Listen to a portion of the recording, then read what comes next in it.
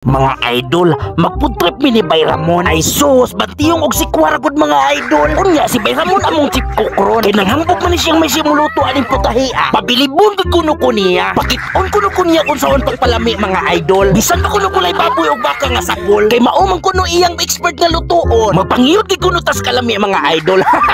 Mao kuno ni sekreto sa pagluto niya mga idol. Sayawan kuno niya gamay para mulami gid kuno pag-ayo. Kay kining iyang sekreto proven and tested na kuno.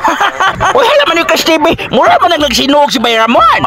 Manoy Chris TV, basig wala nakadumdum sa Santo Niño si Bayramon. I-apil lang po si Isberhel kay murag wala sa nakadumdum. Uy, Manoy Chris TV, murag t-shirt siya di si Isberhel. Membro sa di sa mga Chuyens in Copisol. Wala sa di maminyo, kapilian magkainiin taon. Ang gusto niya, siya kuno'y panguyapan mga idol. Mao na gitawag og dili si boy si Isberhel. Kay porma lang daan, dili gyud mabasta-basta.